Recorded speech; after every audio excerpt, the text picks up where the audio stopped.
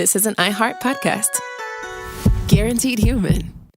With no fees or minimums on checking accounts, it's no wonder that Capital One Bank Guy is so passionate about banking with Capital One. If he were here, he wouldn't just tell you about no fees or minimums. He'd also tell you about how Capital One cafes are open 7 days a week to assist with your banking needs. Yep, even on weekends. It's pretty much all he talks about, in a good way. What's in your wallet? Terms apply. See CapitalOne.com/bankguy. Capital One N.A., member FDIC. Hey everybody, the official Big Bang Theory podcast is back, covering seasons 3 and 4 of the show. Each week, host Jessica Radloff speaks with crew and cast members like Kunal Nair, Mayim Bialik, and Kevin Sussman. Hear about the Easter eggs you may have missed, behind-the-scenes stories, and how certain real-life relationships shaped some of the most memorable storylines. Watch the official Big Bang Theory podcast on HBO Max or wherever you get your podcasts.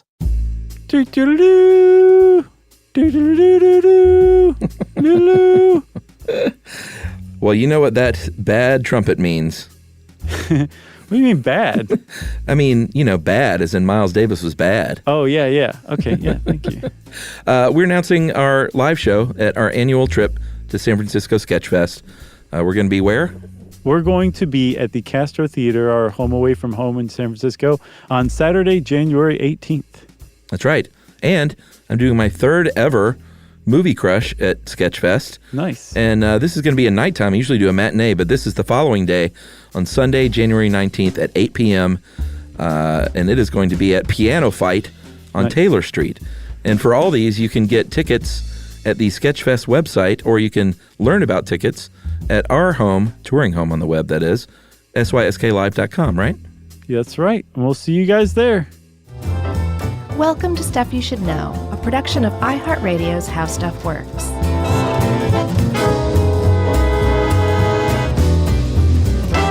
Hey, and welcome to the podcast. I'm Josh Clark. There's Charles W. Chuck Bryant. There's guest producer Josh over there. Mm-hmm. Don't be confused, everybody. There are more than one Josh in the world. It's nice to hear you finally admit that. It's taken a long time. A lot of therapy. Hey, nice segue. It's like a short stuff. I'm like, let's get to it. Let's get going. Well, I have a COA to issue. You know what cracks me up is people who are still like, what does that mean? You figure it out. You can email us. Eventually, some people will. Yeah. So my COA is just a personal COA that I'm going to try and just disguise my disdain for this entire topic. Okay. But I might not do a great job about it. Well, you've already shown your hand. All right. Good. That's my COA. Yeah. I don't think there's too many Stuff You Should Know listeners who are probably into this. Yeah. But part of the problem, as we'll see later in this episode, is part of the problem with conversion therapy's coverage in the media. Yeah. Is that it has largely been fairly even-handed and described as like this controversial therapy, and not said this scam and this junk science fraud perpetrated by zealots. Super harmful. Yeah. Yeah. So that's where I am. You know, that stuck out to me too, that in the late 90s, we'll talk about it, especially when it was treated even-handedly. Yeah. And it made me think, like, we should do an episode on that. Like, should the media treat all sides of an issue equally? And if it does that just like perpetuate ignorance? Or if it doesn't, does that like support fascism? Right. Like it's a hornet's nest. I really think we should do it sometime. It is. That's a good call. Thank you, Charles. I don't know how I guess it could be researched. Yeah. Surely somebody's done a think piece on it that we can springboard off of. You know? A think piece. Mm-hmm. That's right. Those are great. That's what we do most of our research on, is think pieces. This is from one of our great writers, Julia Layton. Mm-hmm. And she put a lot of this stuff together for us. Yeah, she did a good job on this. So I like the additional histories you found out, though.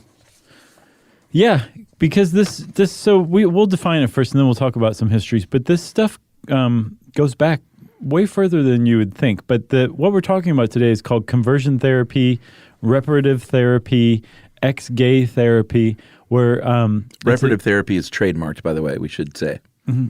Well, you couldn't hear it, but under my breath I said, damn. More like TS. It was trademarked by a psychologist named Joseph Nicolosi. Yes. Senior. So what conversion therapy is probably what we're going to mostly call it, though. What it is it's an alleged psychological theory and practice that is based on the idea that all people are born heterosexual. Right. And because of certain events, past traumas usually, traumas typically, but also the family dynamics play a huge role. Yeah. People who would otherwise are meant to be heterosexual can be accidentally steered into homosexuality. And therefore can be purposefully steered back. Right. Cured. Yes, cured. Of being gay. Right. Back to the righteous land of heterosexuality. Yeah. And as you can imagine, that this is a very popular with the fundamentalist Christian right. Sure.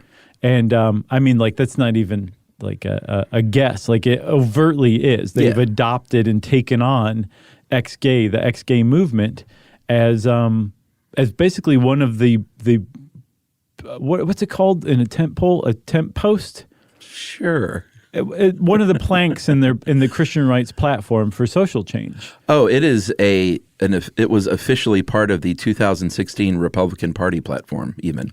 What? That's right. The whole RNC. Yeah, which has been called, the 2016 platform has been called by far the most anti-LGBTQ platform in the nation's history. Wow. I mean, yeah, if that's a plank in the party's platform, that's pretty significant. Like, they don't throw just anything in there. No, they don't. So with the ex-gay movement and conversion therapy, I saw it described, at least back in the late 90s, as a front in the culture war that's as strong and as significant as abortion. Mm-hmm. Like the Christian right in particular has basically dedicated itself to stamping out gayness, and by converting gay people to straightness. The problem is there is no scientific evidence whatsoever that is even possible. Right. And the problem is when you try and stamp out gayness, that creates a good beat that you can dance to. It makes that sound. And they're like, no, right. Stop stamping. Yeah, exactly. I went to, should I say this? Oh, I don't know. Sure. Why not? Because this is the truth. I went to a church camp once when I was a youth. Oh, I figured a story or two like this were going to come out. That they talked about stomping your feet to the music or whatever they were playing, and they literally said, don't alternate feet because that's too close to dancing. Wow. Right? Yeah. And these weren't like, these were pretty mainstream Baptist church camps. It wasn't like I went to some snake handling thing. No, not at all. But we did a really good episode on that. Yeah, that was a good one. Mm-hmm. So anyway, stomp your feet, everybody. Right. Just don't alternate. That's hilarious. So you stomp them both at once? Because that's just stomp one foot. Just stomp your right foot. I was going to say that's just jumping lightly. Okay, so that's what we're talking about is conversion therapy, and like I said, it became part of the Christian rights kind of philosophy and part of their culture war they're fighting. But it goes back way further than that. I think it was the late 90s when the right kind of adopted it. As a matter of fact, into the 19th century, there were people who subscribed to this, but they were all psychologists. This is back at the time when you could be a ghost investigator and say, I'm a psychologist. Right, yeah. This is the times when you could say, this cigar reminds you of your mother. You know what I'm saying? Right. And you could be a psychologist. You could be a father of psychology at that point. Yeah. You dug up a great article from history.com called Gay Conversion Therapy's Disturbing 19th Century Origins by Aaron Blakemore. Mm-hmm. And Aaron, nice attribution, Chuck. Yeah, well, Aaron wrote a great article, and in it, she talks about in 1899 this hypnosis. Well, again, in the days where you could be a hypnotist and be a legitimate scientist at the same time. Should I get into stage shows or psychology? That's right. Maybe Where's both. The money? But he was German, of course, and he claimed to have turned a gay man straight after 45 hypnosis sessions and some other therapies. And that's sort of the first evidence of what we would later call conversion therapy starting up. Yeah. Although I'm sure even before that, people they probably didn't call it conversion therapy, but if you were an effeminate man, you were no doubt probably beaten by your parents and shunned by your community. Right. I think one of the other things that's kind of a hallmark of this long tradition of converting people from being gay to straight or trying to is this idea that there's something wrong with you if you're gay. Right. And that idea can actually become hung up on the individual, the gay person, so that they actually do seek out help in becoming straight. But the problem is in seeking that help, they're going to be frustrated, and they're ultimately probably going to be they're going to have feelings of shame, guilt, inadequacy, that they're not capable of helping themselves. There's something wrong with them. Why can't they just be straight, kind of thing? And then if you're a minor and your parents are forcing this on you, then that raises a whole other can of worms of ethical dilemmas. Sure. But even from the outset, there were probably people who sought out hypnotists and other psychologists for help. It wasn't just people walking around kidnapping gay people and taking them off the street and trying to convert them. Right. It could have very well been some man that's like, wait a minute, I don't feel normal feelings because I'm looking at Joe out there in the field and things are happening. Right. If you know what I mean, Doc. Yeah. And they're like, well, come on in. Watching him swing that scythe and take his sweaty shirt off, wring it over his face. That kind of thing. Right. So just sit down and follow the wristwatch with your eyes. Right. Or I guess the pocket watch. That'd be a weird yeah, technique. Just Swing your arm. See?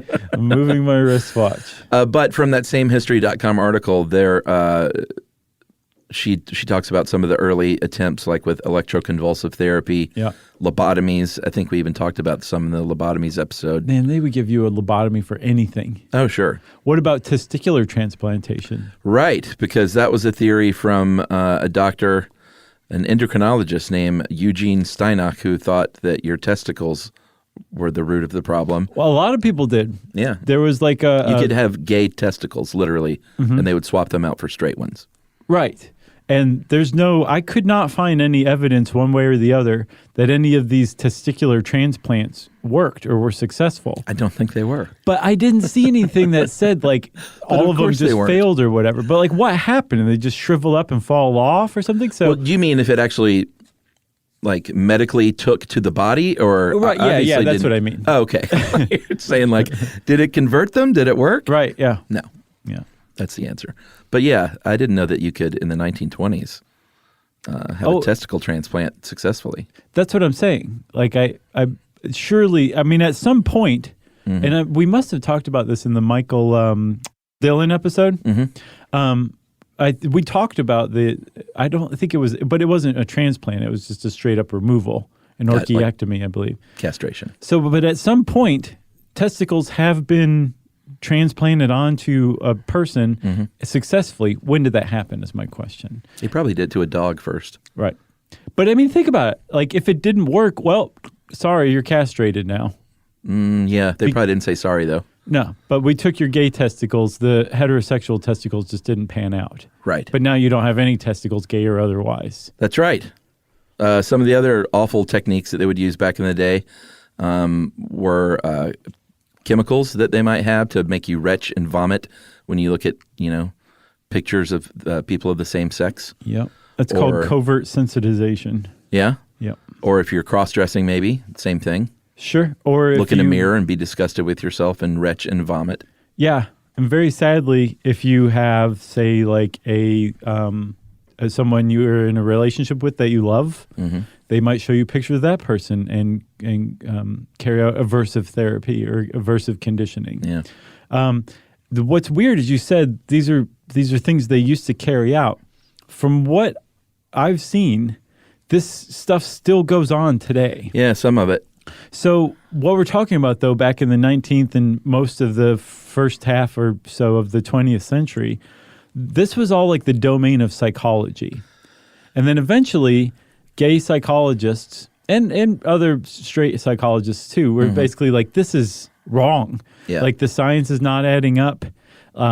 This is just incorrect. Yeah, there were medical doctors too, though. It wasn't just psychologists. Right, sure. Yeah. So eventually in 1973, the American Psychological Association said, hey, big news, we're no longer going to classify homosexuality is a mental disorder. Right. And a certain part of the population went, yeah, it's 1972. Why did it take this long? Right, exactly. Yeah. But that was a big deal. And at that point, psychology mostly abandoned the idea that being gay was a disorder of any kind, and therefore there was no point in researching how to cure someone of being gay. And so it turned its back on this whole history of Conversion. Yeah. But it didn't fully die away. And I believe starting in like the 80s, the Christian right started to kind of pick up on it and kind of breathe new life into it again. That's right. Think we should take a break? Yeah. That's a robust and a half setup. Is that? Oh, I thought we were already into it. Oh my gosh! No, is that just the it wasn't setup? just the setup. Oh, okay. It was more. You're right. We'll be right back. All the stuff we learned from Josh and Chuck. Stuff you should know.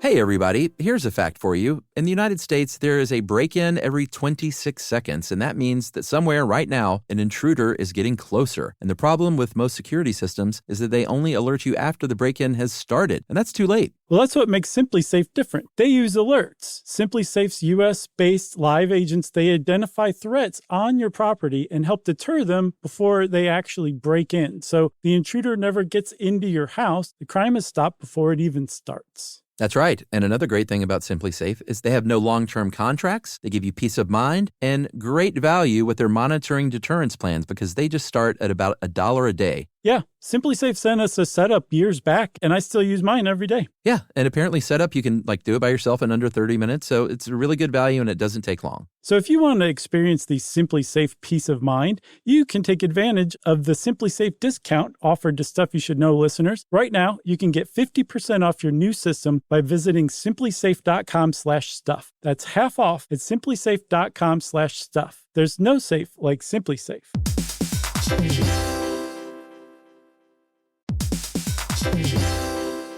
Work can be a little weird. One minute you're in a meeting that could have been an email. The next you're trying to decode corporate jargon that somehow means nothing. And don't even get us started on the quick sync that turns into a 45-minute deep dive. Yeah, well, the truth is figuring out your career isn't always straightforward. Whether you're trying to grow, pivot, or just stay relevant, it can feel like you're navigating it all on your own. Well, that's where LinkedIn comes in. That's right. LinkedIn can help you grow your career, helping you confidently navigate your path with insights, ideas, and inspiration from your professional community. You can stay up to date with the latest trends in your field, connect with people who get it, and discover opportunities tailored to your goals, your experience, and what actually matters to you. Whether you're looking for something new or just trying to grow where you are, LinkedIn gives you the tools and connections to move forward with confidence. Because LinkedIn is the network that works for you. Visit linkedin.com/knowstuff to learn more.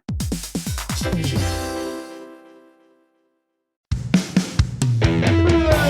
stuff is fun with Josh and Chuck. Stuff you should know. All right, so let's talk a little bit about, because there's a couple of schools of thought here, and I hesitate to call the one more bona fide, but there's conversion therapy that can happen at a licensed therapist office, and there's conversion therapy that can happen in somebody's basement or the basement of a church. I was going to say basement too. Yeah. Or a room. Doesn't have to be a basement. I know, but a basement makes it seem sure. That's more probably sinister. That's probably why I said it. So there are two sort of ways that can happen. We're going to talk a little bit about the first way, the patented way, reparative therapy trademark by Joseph Nicolosi Sr. That guy doesn't even get the Italian accent, man, and I don't blame you. He doesn't. Which we should say, by the way, in July of this year, Amazon stopped carrying his works on their website. Yeah, because what that's worth. They considered them that they promoted fraud. That's right. Which we'll get to. Yeah, which is interesting. But this guy is like a psychologist. Yeah. He's a trained psychologist who basically said, I'm going to take everything I learned and direct it toward curing gay people of being gay. Yeah, I don't know much about. Do you know much about his religiosity or? I think he was Jewish. Okay. And born in Brooklyn, from what I understand. I read a really, really great article, not a think piece, but a memoir in the American Prospect from American Prospector from 2012. Yeah, this is different. They're gold by Gabriel Arana. Okay. It's called My So-Called Ex-Gay Life. It's definitely worth reading, but it's a great look at conversion therapy, but also is like overlaid with his like personal experience with it. Okay. At any rate, his contention was that, like we said, you develop homosexuality or homosexual feelings, at least, because of a result of environmental conditions, childhood traumas, and they call it same-sex attraction, SSA. And that could stem, in his opinion, from a few different things. Desire for adventure, peer acceptance, loneliness or boredom or curiosity, approval or affection from males. And a lot of this is centered on men, although it's certainly women have been involved in this as well. Yeah, we'll get to that. Yeah, but a lot of this over the years is making gay men straight. Oh, yeah, I see what you mean. Yeah. But it's not exclusive to that. No, it's not.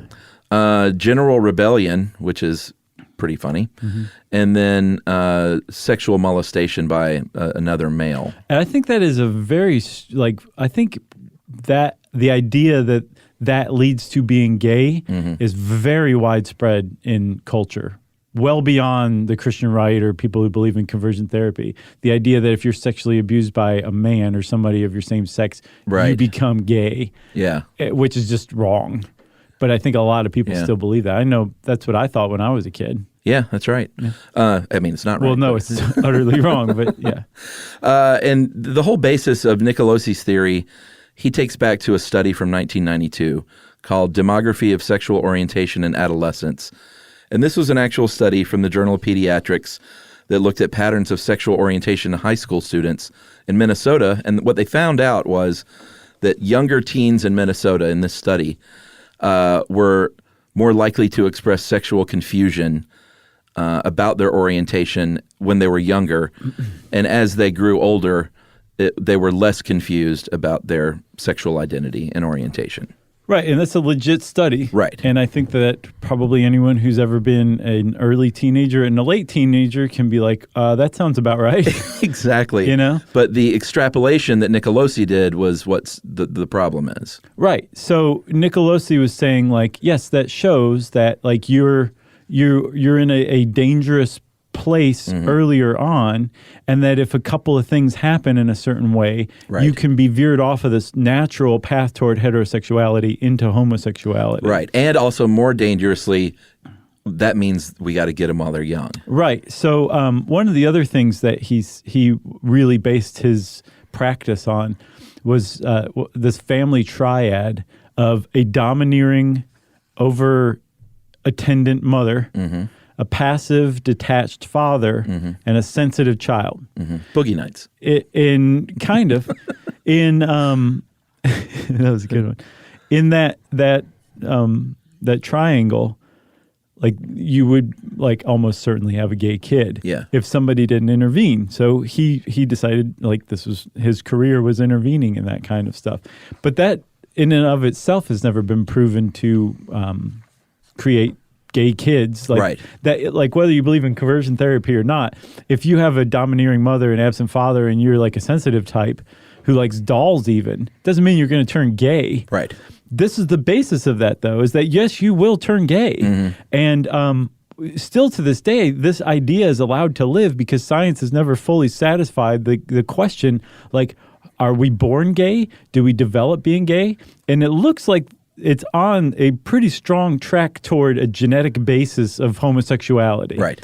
But it's still, nothing's definitive. And so people can say, well, maybe we do develop, in adolescence, being gay or whatever, because science has not filled this void quite yet. Yeah, and the way Nicolosi would write about this stuff and describe it is in a very sort of professional, innocuous type way, where a casual reader might say, well, this seems totally valid and above board. Yeah, a Newsweek reader. Yeah. Or an Oprah viewer. That's right. This is one of the things, I think this is from one of his books. And this is how he describes the relationship from patient to therapist. The client has come to the therapist seeking assistance to reduce something distressing to him, and the RT psychotherapist agrees to share his professional experience and education to help the client meet his own goal. The therapist enters into a collaborative relationship, agreeing to work with the client to reduce his unwanted attractions and explore his heterosexual potential, which, again, it seems very innocuous. And there are plenty of cases where a grown man or woman of their own volition goes and seeks this out. Right. But what they don't say is what happens many times is a parent forces their young child to do this. No, that's a big one. It's a big one. In this that American Prospect magazine, the author was like in his early teens when he went to Nicolosi's therapy. But he said everybody else in the group was in their like 40s or 50s. So it was definitely both. Yeah. But there's something here that's really important because, like you said, if you just read this stuff, it does sound innocuous. It's all very much based on things like cognitive behavioral therapy, like stuff that works, which means that this works in a weird, twisted way, which we'll talk about, but not in the way it's ultimately meant to. It works in a bent way. Yeah, I mean... Do you want me to explain now? I feel like I should. I take issue with the word works at all. There are situations where it might prevent someone from acting on a homosexual impulse. That's what I mean. Yeah, but that doesn't change the nature of their sexuality. No, right. And ultimately, preventing someone or training someone to not act on their sexuality is damaging in and of itself. Right. And causes all sorts of other problems. But too. maybe good enough for a really religious family. Right. You know? Yeah, well, that's what I read is that over time, as the Christian right adopted the idea of, championing the ex-gay movement, that part of that was accepting gay people who refrain from gay sex. Right. So if you were like, I'm gay, I'm never going to be straight, I tried, but I don't have sex with men, but I won't commit the sin you would be welcome in church. Yeah. So what I was saying, though, is with Nicolosi's thing, there's something fundamentally wrong with it. And that if somebody came to you and said, I'm tired of being white or black or Hispanic or straight, I can't stand it. Yeah. You wouldn't say, oh, well, let's figure out how to make you not black or white or Hispanic or straight. Right. Let's figure out how to change you.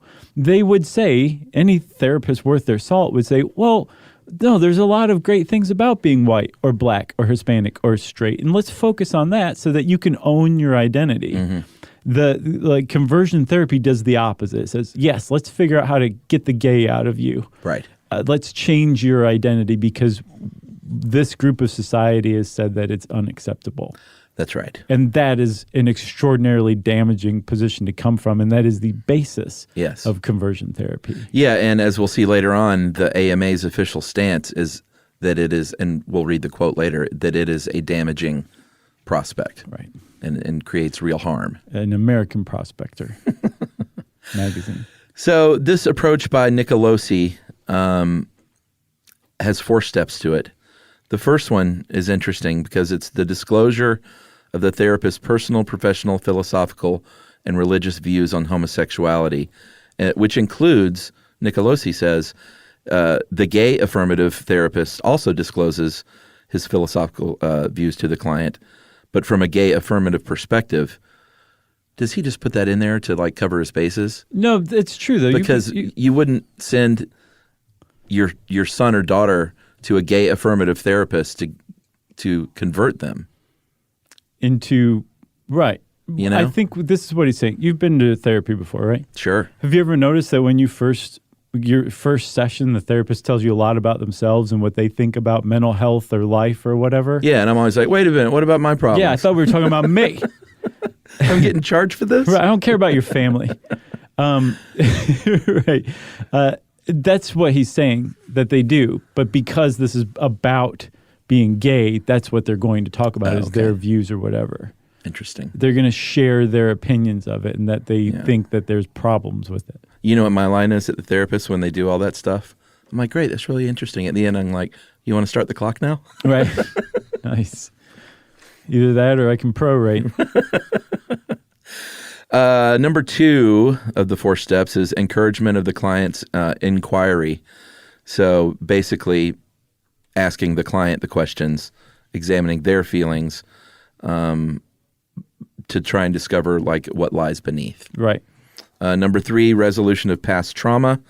If it is in fact one of the reasons they suspect this person has gone down the road to homosexuality.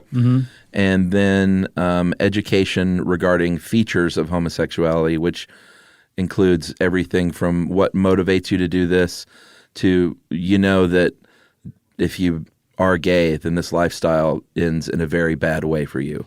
Right, that there's a lot of physical harm, social harm. Emotional harm. Yeah. Right. So what's weird, though, is like Nicolosi's like a tough person to paint with just one brush.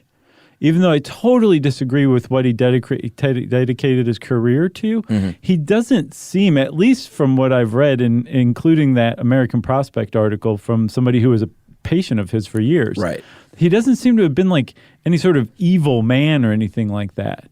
I don't know if he just thought like this was a real thing and he was really helping people or what.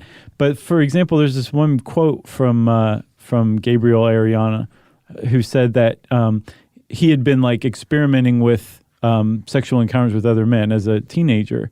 And he said that he'd been meeting men off of the internet. And he told Nicolosi, I trusted the guy enough to share this in therapy. And he said that Nicolosi he told me to be careful meeting men off the internet, but that I shouldn't dwell on it or feel guilty. He said my sexual behavior was of secondary importance. If I understood myself and worked on my relationships with men, the attractions would take care of themselves. I just had to be patient, which is, that's a pretty great thing for a therapist to tell a patient. Right. Don't dwell on it. Don't feel guilty. Just, accept it and move on and learn from it or whatever. But then the second part. Right. That's where it goes downhill. Yes. Yeah. And so the thing is, though, with conversion therapy in most cases, Nicolosi is he's almost a shining example in a weird way, whereas other people associated with it it's very easy to paint them with just one brush. Yeah. So we should talk a little bit about the argument against, a little bit more about the argument against, which includes a little bit more history.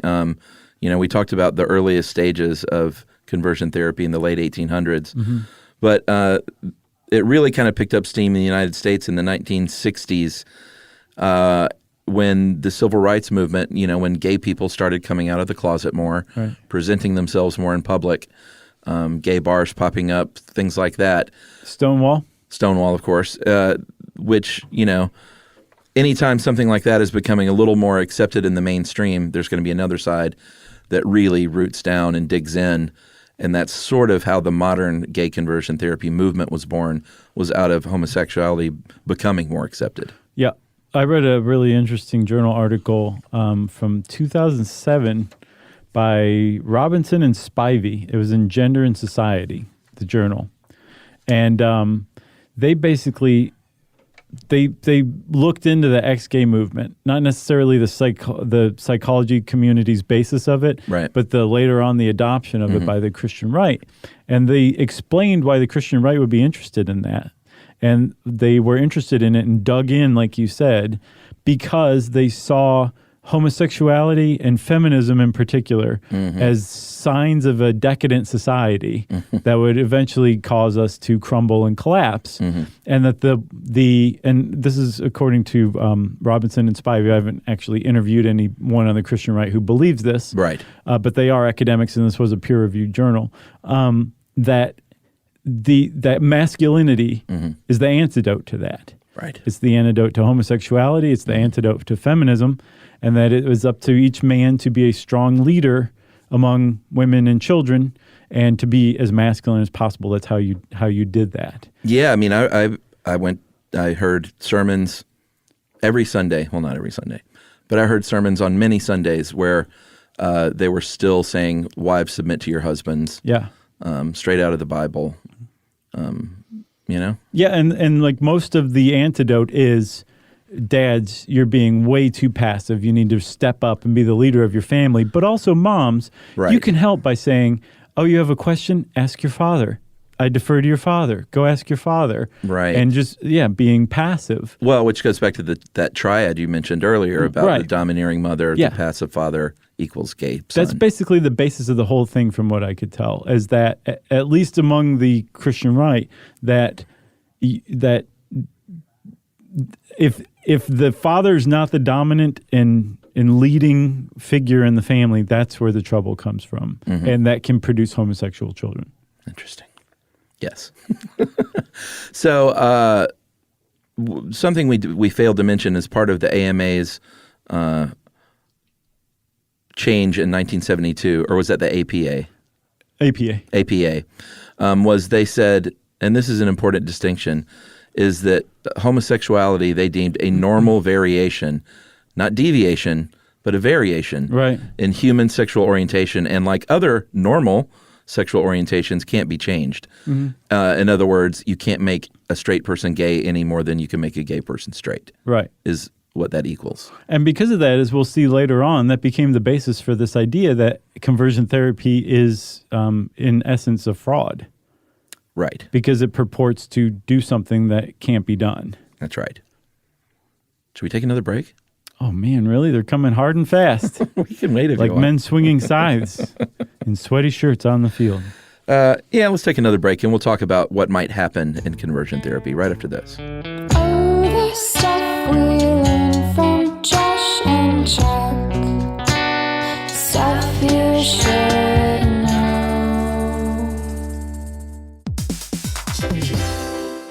Hey everybody, here's a fact for you. In the United States, there is a break-in every 26 seconds, and that means that somewhere right now, an intruder is getting closer. And the problem with most security systems is that they only alert you after the break-in has started, and that's too late. Well, that's what makes SimpliSafe different. They use alerts. SimpliSafe's U.S.-based live agents, they identify threats on your property and help deter them before they actually break in. So the intruder never gets into your house. The crime is stopped before it even starts. That's right. And another great thing about SimpliSafe is they have no long-term contracts. They give you peace of mind and great value with their monitoring deterrence plans because they just start at about $1 a day. Yeah, SimpliSafe sent us a setup years back, and I still use mine every day. Yeah, and apparently setup, you can do it by yourself in under 30 minutes, so it's a really good value and it doesn't take long. So if you want to experience the SimpliSafe peace of mind, you can take advantage of the SimpliSafe discount offered to Stuff You Should Know listeners. Right now, you can get 50% off your new system by visiting simplisafe.com/stuff. That's half off at simplisafe.com/stuff. There's no safe like SimpliSafe.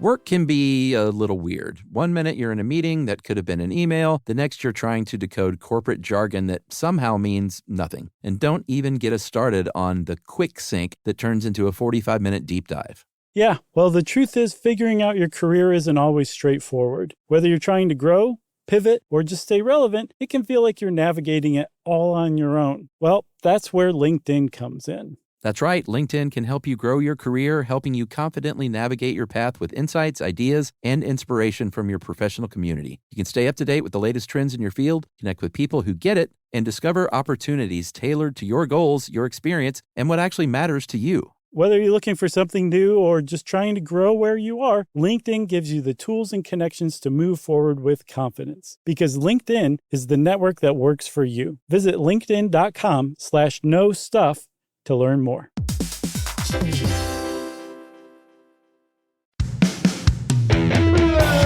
stuff is fun with Josh and Chuck. Stuff you should know. All right, Chuck, I'm excited about this part. You're excited about the horror show of conversion therapy. It's not all horror show. Some of it is just outright laughable. Yeah, so statistically about... Also, I'm sorry, everybody. I want to say something, too. Okay. We typically try to be super objective. Uh-huh.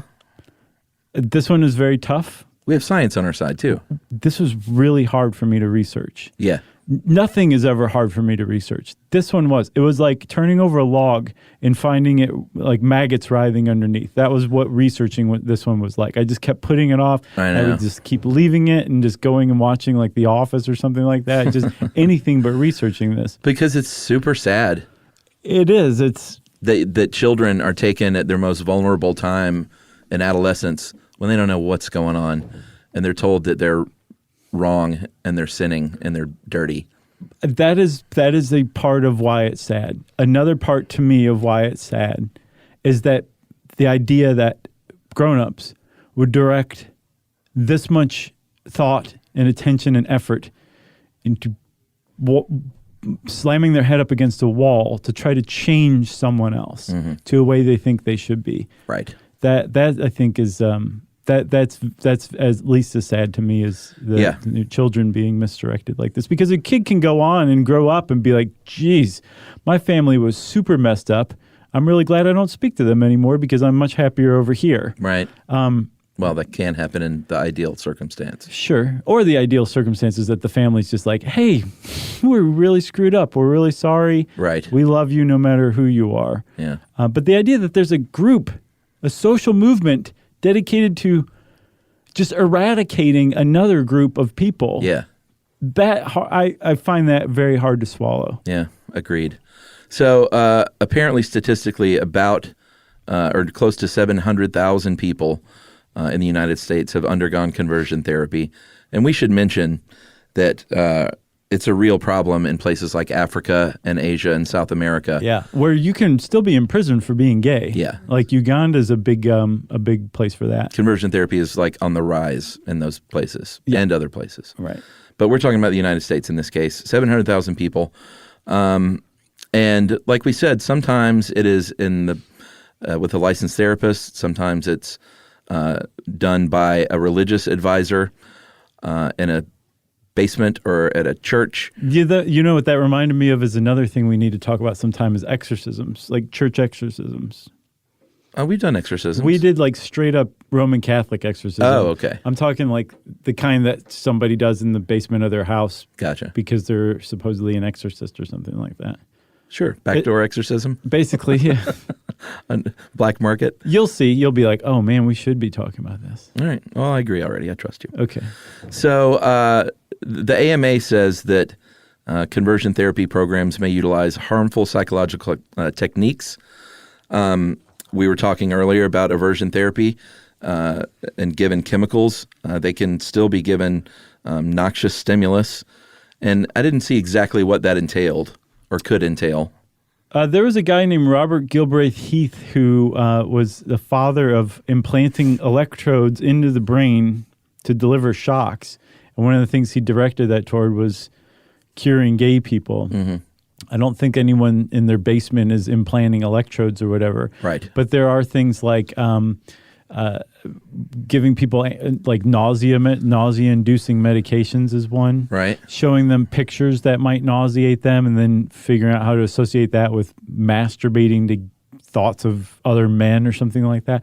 Yeah, I mean, we should talk about a few of these specifically. I mean, all you have to do is look up on a search engine, conversion therapy horror stories, and there are plenty of people out there saying what happened to them. Yeah, look up also conversion therapy super happy fun stories, and you're going to come back with almost nothing. Google, 0 results. There was one teenager who said that he was forced to wear a backpack with 40 pounds of rocks 18 hours a day to just signify the physical burden of being gay. Right. One person's family gave them a fake funeral, closed casket funeral in front of him, where they said that he died of AIDS, and they said their final goodbyes because he went down the sinful path. Pretending he wasn't there, like Right. that he was dead and in the casket. Yes. Talking about him in third person. That's right. His family. One reported being told to strip naked in front of a mirror and say disparaging things about themselves. I just do that normally, though. Well, I did read one account where they basically said the whole idea is to break you down to nothing Right. in the worst way possible and then build you back up again in the image that they want. So I get the impression that that is one route, but that is not necessarily what you're going to get at any place you go for conversion therapy. There's other ones that say... That's the problem is we don't know because so many people don't talk about it. Right. There's some that like you would go to that say, okay, we're not going to abuse you or anything like that. But the basis of our beliefs in this is that you you are gay because either you had an absent father, a domineering mother, some combination of the two, or you always like wanted to be like loved and, popular among your male peers, and you didn't get that. So now you are misdirecting this need, this unmet need, toward having anonymous gay sex on the dance floor with some dude in Miami or whatever. So we need to figure out how to meet that need and have you hang out with guys who will tell you how cool you are and how popular you are. Yeah, like tailgating or something. Kind of. And while we're at it, we're going to do that by accenting the masculinity. We're going to teach you how to be masculine so that you can hang out with dudes in the real world and they will think you're cool. So things like we're going to teach you how to change the oil in your car. We're going to teach you to sit without crossing your legs. No joke. There was a guy who's teach you how to man spread. Yes. On the subway. There's a guy who's kind of a prominent thinker. I think he was. I saw him as a sexologist, maybe a Christian sexologist. Gerhard van den Aardluig. It's pretty great. I think I nailed it. He said that homosexual men need to unlearn avoidance of getting their hands dirty, doing manual work like chopping wood, painting a house, using a shovel, and that I say no thanks to all three. I'd chop wood. That's kind of fun. It is fun. And that not necessarily just here's an axe, start chopping wood, you're going to just suddenly become cured, but that is part of it. Right. And in this thought, this tack where they're not abusing you, they're not degrading you or anything like that. They're teaching you masculinity and manliness. That the ultimate aim and goal of that is to go get married and have a kid. Right. Or kids. Right. And that is a big part of conversion therapy, or it was for a very long time, was saying you might still be gay or whatever, but you're not really gay. You're now married and you have a kid, and that is what you're dedicating yourself to. That's right. You're a wood chopping, football throwing dude. With a pencil-thin mustache. Oh, no, not that. So in 1974, we should talk about George Reckers. He was a psychologist who tested whether or not this was an effective treatment. And he had this wasn't his boy, but this was his client. It was I guess client's a weird way to put it. Sure. This child was forced to go to this person at 4.5 years old. And this was a boy manifesting, quote, childhood cross-gender identity. And they said this is based on the clothes that this boy wears. And now, of course, looking at this, it was probably a transgender child. Yeah, or gender fluid. Yeah, I mean, it's hard to tell because this was 1974, and the way they wrote about it, it's hard to kind of piece it together. Yeah, and it's also like just how much of this behavior did this child exhibit? Like it makes it seem like this is all the kid did was act like a girl when he was a boy. Right. What else was he into? What else, Yeah. It's just such a narrow picture of the subject. Of course. So in the end, Reckers did something super damaging. He trained the boy's mother to be the therapist. Like, here's what you need to do so this kid can get 24/7 therapy from you. And basically punish feminine behaviors, reinforce masculine behaviors at all times. And they said that, hey, this is working because every time this boy gets punished for doing something feminine, he stops and like chops wood or throws the football and gets a reward. So because he's 4.5 years old, he's doing the things that their parents congratulate him for and reward him for. Right. And not doing the things that he's getting punished for. And exactly. The punishment is what stood out to me. It's just so sad that the mother was instructed to reject him, to basically ignore him when he acted like a girl, but not ignore him like pretend it's not going on. Like let him know that she is giving him the cold shoulder and that's how he learned. Right. And that is just devastating. It's heartbreaking, and what's heartbreaking is this is was used as an example. Like, see, this works. This 4.5-year-old is now acting more masculine and is not going to grow up to be gay. And this child died by suicide at the age of 30. Yeah. Like, that's the end result of this road. That's where it ends up. And that's what I meant earlier when I said, like, it does kind of work because it follows psychological techniques that actually work. But it works in like kind of a bent way where, yes, you can train somebody, you can mold a 4-year-old to behave in a certain way by conditioning them. It's possible. You can get somebody to do just about anything like that. Yeah. But the ramifications, the results, the damage to the individual's identity that will eventually come out later are widespread and sweeping. Yeah. And that's the point. That's why you shouldn't monkey around with somebody's identity using proven psychological techniques. That's what's so evil about the whole thing. Yeah. I mean, my daughter's 4.5. I had a hard time even getting through this stuff. And then also, if somebody this is the other thing too. If you're a conversion therapy advocate or activist or practitioner, and you say, no, there are people out there who are distressed, who are experiencing psychological distress for being gay. Yes, that's true. I guarantee that there are people like that out there. But directing them toward working on not being gay is not the answer. Yeah, go to regular therapy. And learn to love that you're gay. And go find a church that accepts gay people. There's step 2. Yeah, because they're out there. Let's talk about the science of it, because we are so contributing to a decadent society. In 2009, there was a report from the APA Task Force on Appropriate Therapeutic Responses to Sexual Orientation. Quite a read. And this was the actual final stance was sexual orientation change efforts can pose critical health risks to lesbian, gay, and bisexual people. Critical health risks. That was not emotional, it's part of emotional health too. Sure. But critical health risks. And if you read the review of research and peer-reviewed literature and the findings of what it can result in, it reads like the worst pharma ad disclaimer you've ever heard. Depression, guilt, helplessness, hopelessness, shame, self-hatred, hostility, dehumanization, betrayal, social withdrawal, substance abuse, stress, sexual dysfunction, loss of faith, and suicidality. And on that last note, homosexual teens attempt suicide more often than heterosexual teens.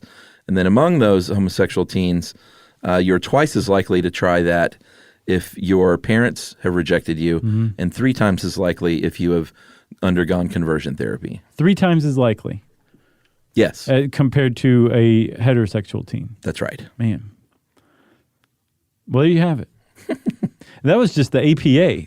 A bunch of different associations, like legit medical and psychological associations, have come out and condemned in no uncertain terms conversion therapy. Right. And all of these condemnations basically follow 2 different texts. One, there is no science backing up the idea that you can change somebody from homosexuality to heterosexuality. Right. And number 2, there is science backing up the idea that trying to do that causes damage to the individual. So don't do that.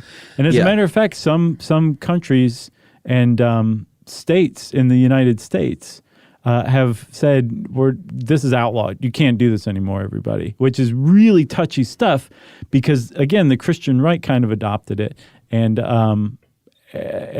we don't really infringe on religious beliefs, but that's how strong these condemnations have been, that they're saying we'll kind of start to wade into that with this one. Yeah, and we'll talk about the legalities of recent years in a sec, but before that, between the 70s and the APA's stance changing things a little bit, then through the 80s and 90s where conversion therapy was really sort of hitting its peak, I think, in America, there were a few high-profile cases that were exposed that have helped sway things a little bit back to sanity. So first, in more recent years. Yeah. So before those high-profile cases, and I mean right before them, I think in 1998, a coalition of church groups got together and sponsored an ad campaign, something like a $600,000 ad campaign, in things like the New York Times, the Los Angeles Times, all this. And this ad featured John and Ann, I believe Ann Polk, both of whom were formerly gay, but were now ex-gay. And married. And had a kid, and said gay conversion helps. And at the time, there wasn't a lot of ink on the other side saying, actually, this is totally discredited. And it captured everybody's attention. And this was when the Christian right came in and said, we're going to make this huge push in the culture war, and it really worked. That's when that Newsweek story came out. Yeah, they were on the cover of Newsweek. He was he was the leader of an ex-gay organization called Exodus International. John Polk was. Right, and it brought a lot of attention. Yeah, he was the poster boy. Yes, and Exodus International in particular became one of two main umbrella organizations. They were kind of like I saw it put the spiritual version of this the ex-gay movement, and then something called NARTH, the National Association for Research and Therapy of Homosexuality, was like the scientific branch of the ex-gay movement. Right. And so Exodus International became a very well-known, prominent organization in the late 90s. But within 2-3 years, it would basically be the poster child for how conversion therapy doesn't work. Right, because John Polk is gay. In 2000, just 2 years later, he was photographed coming out of a gay bar in Washington, D.C. At the time, he refuted that. He didn't refute that he was there. He said, what you always say, I didn't know it was a gay bar. I went in there asking for directions. No, I saw he went in to use the bathroom. So no. Either way. I just read the articles. And then they were like, but you were in there for a couple of hours. Like, did you get the directions and use the bathroom? It clearly says Blue Oyster in neon. Have you not seen the Police Academy movies? That was the name of it in the Police Academy, right? The Blue Oyster Bar. Oh, goodness. And John Polk, we should say, now lives life as a gay man and is a chef. He's been on like some celebrity chef shows. Is that right? Uh-huh. Cool. And he is... living his best life. He's living his best life from what it looks like. So he's no longer married any longer to Anne. Actually, that I don't know. Because there are some... Well, we'll keep going. I don't think he is, okay. But there are a couple of people that are. There was, in 2003, Michael Johnston. He was another person touted as an ex-gay success story, founder of National Coming Out of Homosexuality Day. He actually was... He was found out to be having sex with men that he met online and infected them with HIV. Jeez. Very big deal. And then there's Ted Haggard, of course, in 2006. I remember this. Yeah, he was a preacher and president of the National Association of Evangelicals, or was at the time, I guess. Very much an anti-gay leader in the religious circles. And this one sort of unfolded little by little, like... hey, this guy came out and said, this guy had a relationship with me for like 3 years. We did crystal meth together. And then Haggard came out and said, so cliche. You know what? I have to admit I sinned. I bought crystal meth, but I didn't use it. I threw it in the trash. Because I wouldn't succumb to the sin. Is that what he said? Yeah. He says he did buy crystal meth. And because I assume there was proof. Sure. And he said that he didn't use it at all. He threw it in the trash before he used it, where the other guy was like, no, we did tons of meth and had gay sex a lot. Right. He's like, oh, I know what he's talking about. On like day 4 of us staying up, he like freaked out and threw it in the trash, but then he went back and got it. And the proof was that he paid for it by check. Maybe. No, probably not. I don't think meth dealers take checks anymore, do they? I don't think so. And then he was outed by having a relationship with an underage boy, a sexual relationship. This was Ted Haggard again?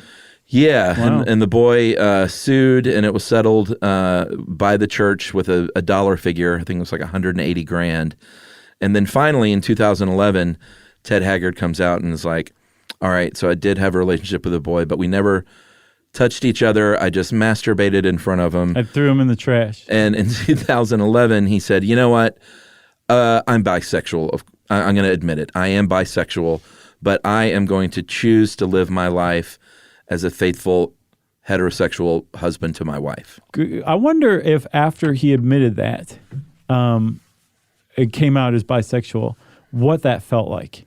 If he felt like a weight was lifted, or if the anxiety associated with it was just so much, or, you know, what his wife knew or didn't know or thought about it. Yeah. I'd be very curious to know what that, you know, what life has been like for him after that. I mean, he's a preacher again. Because, I mean, more power to him if he's like, I'm a Christian and I'm just not going to have gay sex. That's as much a personal choice as having gay sex, you know? I mean, the whole underage boy thing, that's a huge problem that I think I'm hoping was addressed. But I wonder what his life is like now. Oh, I mean, he's, like I said, he's preaching again, I think in Colorado. He's probably a Stuff You Should Know listener. Haggard, right in.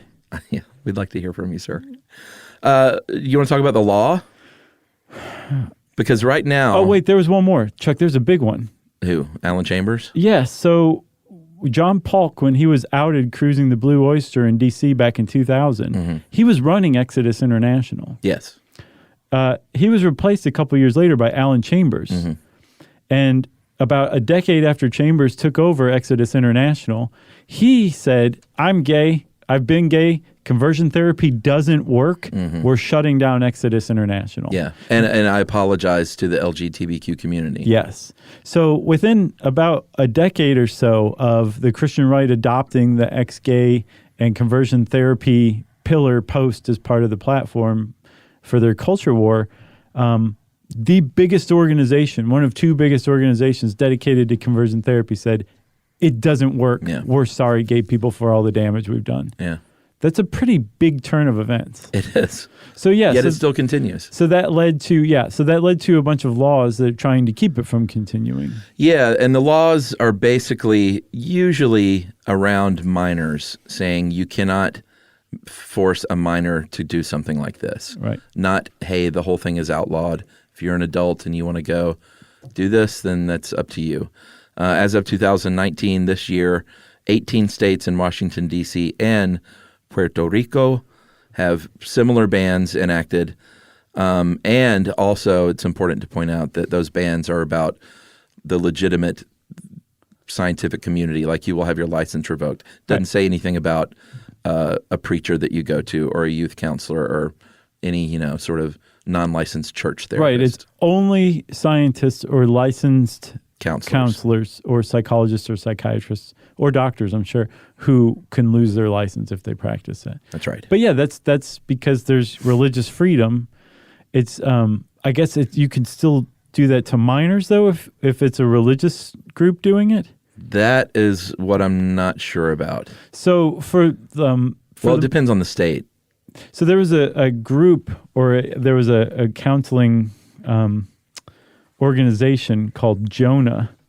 And Jonah... Was this Goldberg and Burke? Yes. They ran Jonah, which stood for... I can't find it anywhere. I got it here. Jews offering a new alternative for healing. Okay. They were not only found practicing in New Jersey conversion therapy, so they both lost their licenses. They were also sued in a civil suit by former patients for fraud and lost. It's interesting when you think about it. Wait a minute. If this is not possible, right, and you're charging people for it, right, that's fraud. So they had like a $3.5 million settlement levied against them, and lost their licenses. But then they just set up shop under another name, apparently the same year of the verdict in the civil suit. But for the most part, if you're a state and you pass a law banning conversion therapy to minors among medical practitioners or counselors, the courts are going to uphold that law. Yeah, it's been upheld in California and New Jersey. Most of the challenges are on the grounds of free speech. Yeah.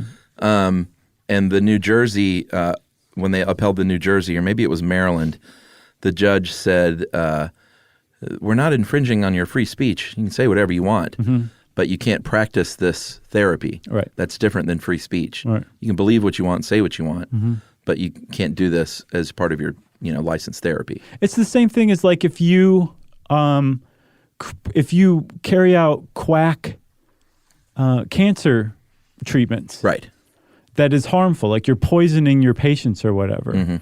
And like they become, they lose the use of their arms and legs because of a treatment that you gave them for cancer that the American Medical Association has specifically said is damaging and harmful.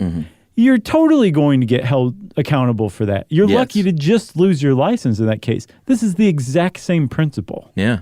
For sure. So because it deals mostly with minors or exclusively with minors, the courts have upheld it. But New York City actually is widely considered to have overstepped its bounds and actually misstepped in this kind of culture war about conversion therapy in banning the practice among minors and adults. Right. And that got New York City sued. And New York City was like, well, the Supreme Court's actually gotten pretty conservative lately. I don't know if we should test this, and they repealed the ban. Yeah. as a strategy. Right, to keep it from getting tested in the Supreme Court, where the Supreme Court could say, no, all laws against conversion therapy are unconstitutional. You can't outlaw it or ban it in any form. Yeah, and I think the Supreme Court already refused to hear one case. Which actually upheld the state's outlaw of Right. conversion therapy. Right. Yeah. Very interesting. There's a movie I haven't seen yet called The Miseducation of Cameron Post. It's a 2018 film from the 2012 novel by Emily Danforth. Haven't seen it yet, but it's about a girl who undergoes conversion therapy, and it's Chloe Grace Moretz. You know her? I do. I can't put the face with the name, but I know both. Yeah, you've seen her for sure. Sure. If you want to know more about Arrested Development, conversion therapy, all that stuff, you can, well, I guess start researching online, see what you think. And since I said see what you think, it's time for listener mail. I'm going to call this complaint, pedantic complaint. Okay. I write to complain.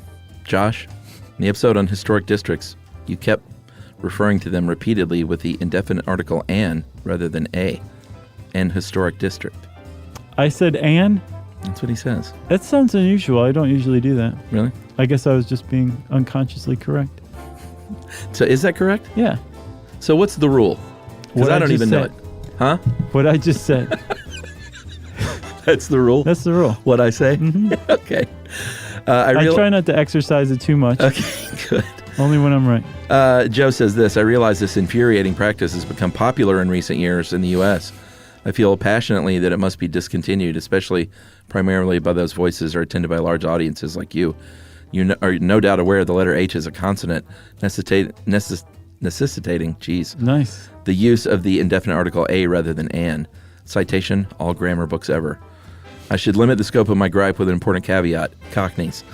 They should probably continue to say "and" because they pronounce it historic. This guy doesn't even know that the Rhyming Slang episode is coming out.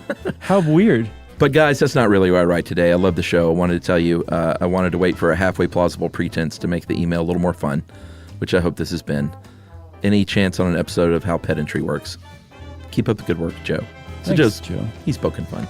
Turns out he's good peeps after all. Yes. Is the "and" before an H, is that a thing?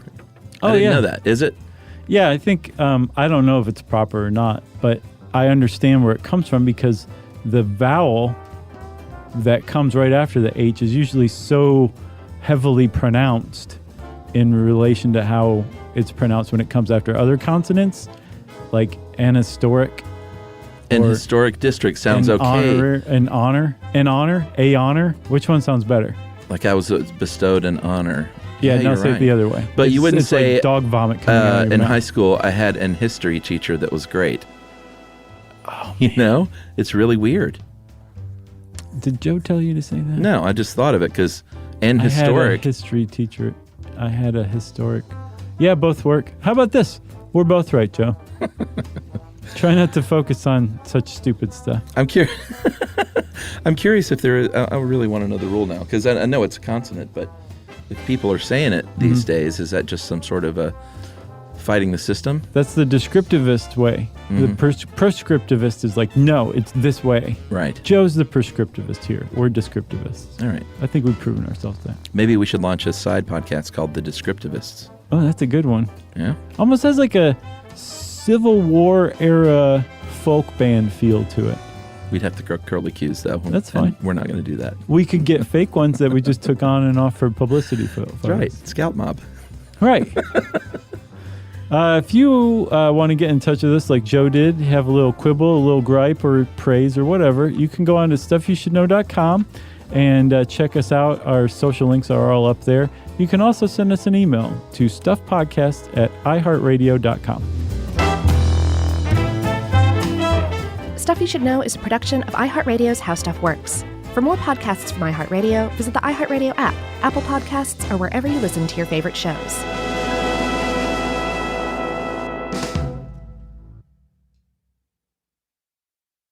There's a difference between liking a house and actually getting it. Redfin is built to make up that difference and close the gap between finding and owning the home for you. Redfin agents close twice as many deals as other agents. So when you find a home you love, you're not a step behind when it comes to making an offer. That means less watching great homes disappear and more focus on the one you'll call home. Redfin helps turn saved listings into real addresses. Get started at redfin.com. Own the dream. M&M's popped caramel do sound different. Oh no, people are going to be obsessed. What do you mean? People hate the sound of chewing. Maybe they won't like the crunch. Maybe we're saved. Wait a minute. Yellow! Huh? Have you been eating them this whole time? So tasty. Hands off us. M&M's popped caramel. It's more fun together. This is an iHeart podcast. Guaranteed human.